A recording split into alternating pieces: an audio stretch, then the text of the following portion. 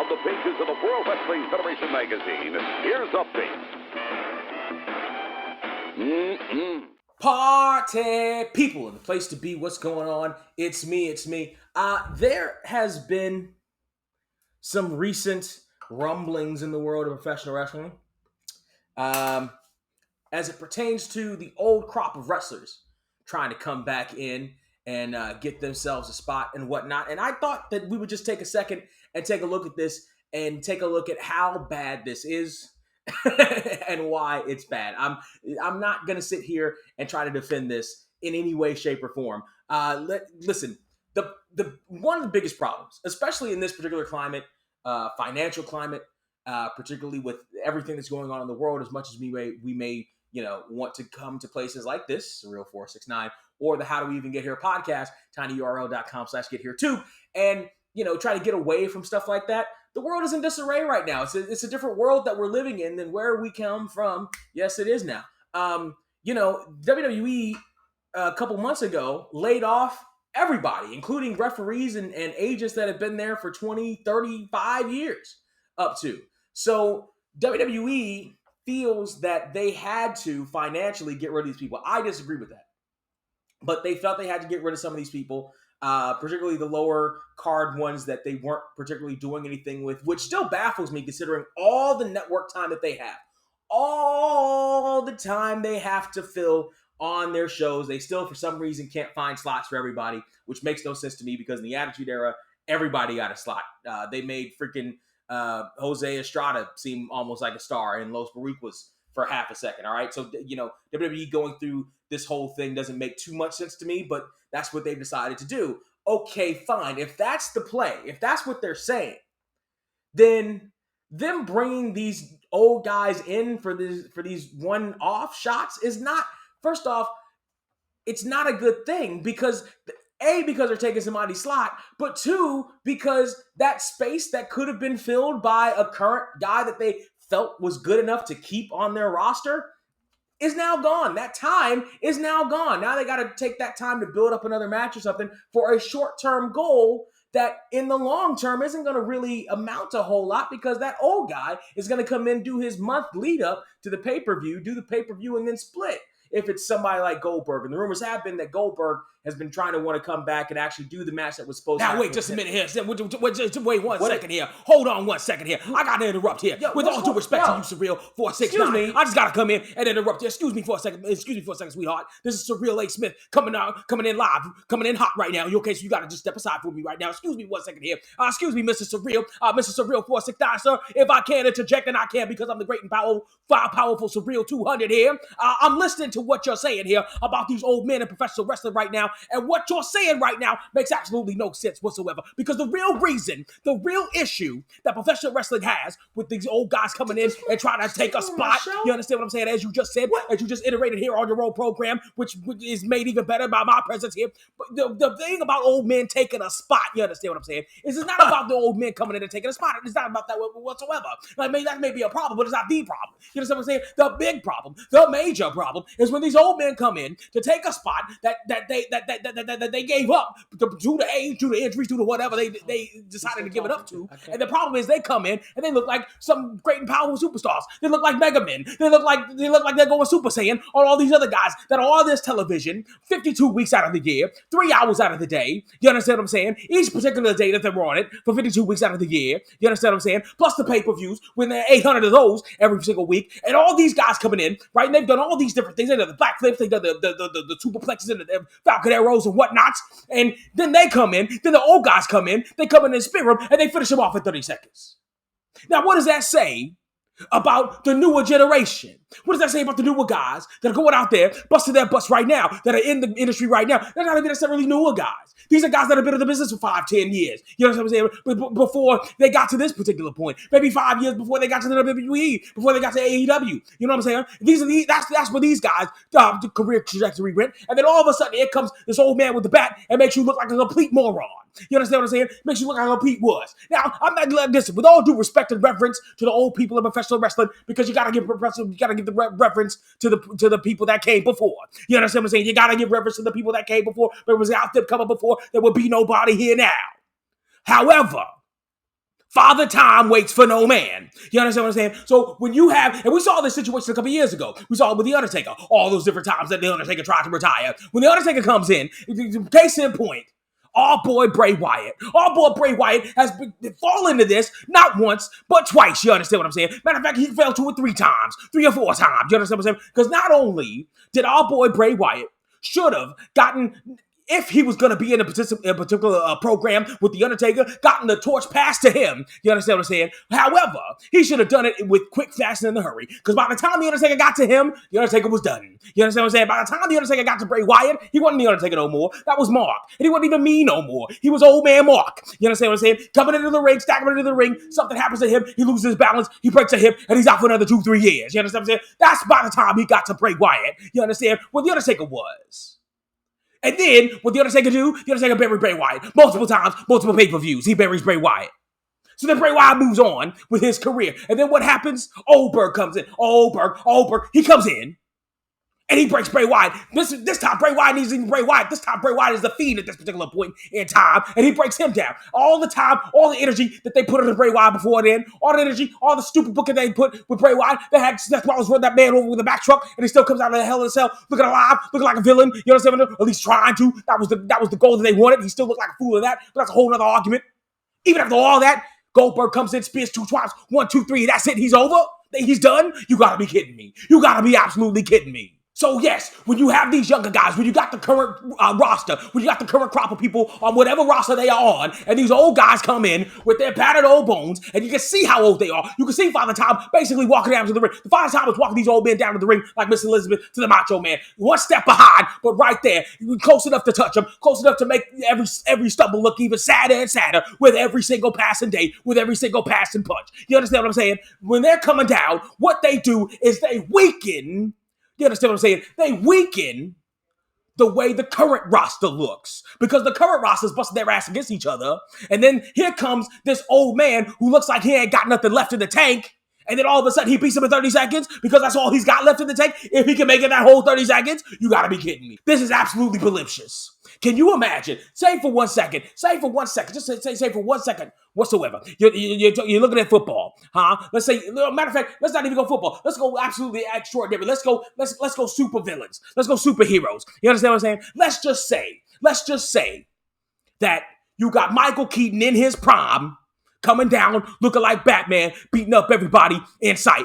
Then all of a sudden, here comes Adam West now. Adam West now, out of the grave. You take Adam West now, and you have him whip Michael Keaton in his top form all over Gotham City. Can you imagine how ludicrous that is? Huh? How stupid is that? That's exactly what we're seeing every time these old guys come back for one more check, for one more round, for one more run, for one more need to get the hell out of here. Excuse me, Mr. A. I appreciate you letting me speak on my own show for one hot second. But one of the things that people seem to be talking about in these little wildfires of conversations about the old guys coming up is the difference between Sting and Goldberg. While, the memes are that the fans are going to hate on Goldberg for trying to come back, but they're going to cheer Sting for trying to come back in AEW. And that's kind of what's sort of been playing out.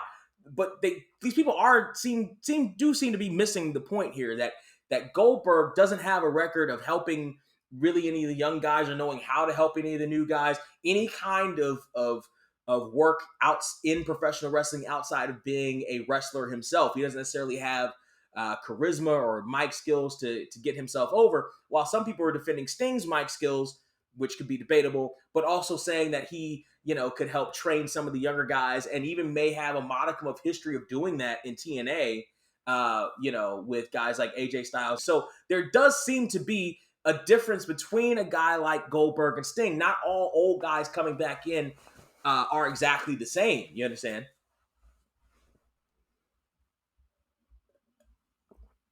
Mr. Smith? Mr. 6ix9ine, with all due respect, you and I go back a long ways. We basically grew up together. Since the beginning of time, you and I were born out of the same womb. As a matter of fact, we shared that same womb at the exact same time. That's how close we are together. That's how bloodline we are together. You understand what I'm saying? We suckle from the same teeth. That's how close you and I are as far as brothers are concerned. We get our hair cut at the exact same place. That's how close you and I are. We're Eskimo brothers about 5 or 6 times. That's how close you and I are. So I feel comfortable in being able to say this to you because of our close relationship. I love and respect everything about you. I would wash the very feet on the end of your ankles. That's how close you and I are, including all this. Y'all get the pumice stone out and everything. That's how close you and I are to one another. However, that is the most retarded thing I've ever heard in the history of professional wrestling discussions. And let me tell you why. First and foremost, both of these men coming back at this particular point in time is a bad decision. Both of these men coming back and taking up space, like you said, taking up space, like you said, is a bad decision for different reasons, but it's still a bad decision. Now, I already talked about how the old men come in and make the young guys who are 20-something years old and should be able to kick all kinds of ass look like they can't even tie their own shoelaces, and how stupid that is, because those old guys, by the way, aren't going to stick around for all 52 weeks. Those old guys are going to come in, get their big check, and then leave the other 48 weeks for all the other guys to sit there and pick up and make them look completely stupid. Kevin Owens somebody made him look like a complete fool. Braun Strowman somebody made him look like a complete fool. You understand what I'm saying? All these old guys coming back, trying to beat up on these younger guys. Bray Wyatt and the Wyatt family at that one WrestleMania, somebody is all I'm saying. But when you bring Sting and Goldberg together at this particular point in time, and these two men, now the thing about Sting, people want to sit here and defend Sting going to AEW. Oh, isn't that great? Sting going to AEW. No, it's not good for Sting to go back to AEW, because Sting just a couple of years ago was one sneeze away from breaking his neck. You understand what I'm saying? Exactly what is going to happen when somebody on the AEW roster, who may or may not know what they're doing, who may or may not have ever worked with somebody that old before, who may or may not have ever worked around injuries like that before, who may or may not have the cognitive decision in mind, who may just be intimidated by the fact that they're in there with Woo Sting, the big crow man himself. What's going to happen when one of them gets nervous and decides they're going to do something stupid to Sting and break his neck one more time? What's going to happen then? How's everybody going to feel about that then? How many Sting t-shirts are they going to be able to sell after that? You understand what I'm saying? There was a reason that WWE could not book Sting again for their show. Don't you understand? WWE and Vince McMahon loves money. Don't you understand how inappropriate his relationship is with money? You understand? His relationship with money is closer than his relationship with Stephanie McMahon. If anybody's seen the McMahon DVD, you know how close that relationship may or may not have gotten. So let me tell you something right now. So if WWE, in all their infinite wisdom, could not find some sort of way, to some sort of back channel, to some sort of veterinarian somewhere in Florida to clear Sting to wrestle or be on any kind of match whatsoever, you mean to tell me that it's going to be safe for AEW to do the same thing to Sting? You got to be out your mind. You got to be out your mind. Enjoy Sting going to AEW, and then remember all that joy that you had for him the second he gets in a wheelchair 2 or 3 weeks from now because of somebody doing something stupid. Now, enough of Sting. Now let's get to Oldberg. I want to talk about Oldberg for a second. I'm going to bring up something that Oldberg said right here. He said something right here, and I quote, Goldberg decided to say, Oldberg, he's quoted as saying, they're not really as respectful as they used to be, referring to the fans. I think it's more about how they can turn the momentum of the show as opposed to actually being a part of it. Now, let me tell you something about Oldberg right here. Oldberg has no idea what he's talking about right there, right now either. First and foremost, Goldberg has never been a particular fan of professional wrestling. It's another job to him. It's another big muscle guy that is a job to him. So he doesn't exactly know the psychology of wrestling, and you can tell that in some of his matches. You understand what I'm saying? So him talking about is about them wanting to turn the momentum as opposed to be a part of the show. Trying to turn the momentum is the whole point of the show, Mr. Berg. It is the whole point of the show, Mr. Berg, even at the most elementary level. When you're a particular child and you're sitting in the rafters right there, you're clapping your hands because you think Razor Ramon's going to get up if you clap your hands. You understand what I'm saying? You're booing because you think the $1 Million Man, because he'll hear you booing, it's going to hurt his feelings when you boo him. You understand what I'm saying? You're trying to change the momentum. You're trying to get your guy back in it. Now, it may be a different level, but you're trying to change the guy back in it. And by the way, fans changing the momentum of a match, fans changing the momentum of a show isn't necessarily a bad thing. Sometimes if the fans have the wherewithal to do it, if the fans aren't engrossed enough in your product that they want to change the momentum of the show, maybe it's just saying that the momentum of your show is bullshit. Now let's go on to the rest of his quote right here. They actually want to dictate more so than in the past. That I just said is not true, and I just told you how it wasn't true. They were content just sitting back and being entertained as opposed to dictating what's going on. Let me tell you something, little Goldberg. Let me tell you something right now. The way the fans dictate what's going on inside the ring is by their cheers, by their boos, and by their money.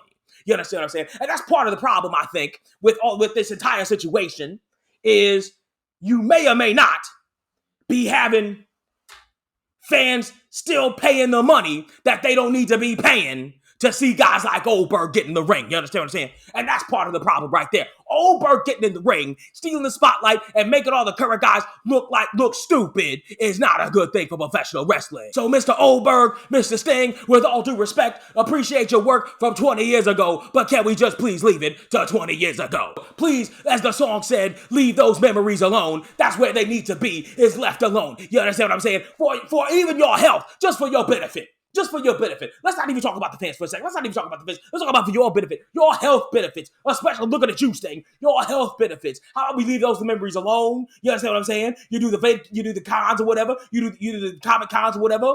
And you collect your little checks. Maybe you do an appearance every once in a while on screen. You know what I'm saying? But then you leave the memories alone. You don't break your hip. You don't break your neck. You leave the memories alone. You go and enjoy your family. And you leave professional wrestling to the people that are in professional wrestling. Particularly right now, the current crop of people that need those spots that you had, as my good friend Surreal 469 so errantly said. Even though he was correct, he was still wrong because my point was more right. Tell party people, I need you to tell me right now who's more correct and why is it the great and powerful Surreal A? You let me know down there in the comment section. You like, you share, and you better subscribe because the big and powerful Surreal 469, the big and powerful Surreal A Smith is here alongside Surreal 469. He may be big, but he may not be as powerful as the great and powerful Surreal A Smith. Party people, you tell me down there in the comment. Yes, I'm sorry. I'm gonna do this right. I'm taking over. Cut his mic off. You understand what I'm saying? Like, share, subscribe. Tell everybody you know the How Do We Even Get Here podcast is also coming to you every Thursdays. tinyurl.com/get here too is the YouTube space where you want to go and find that.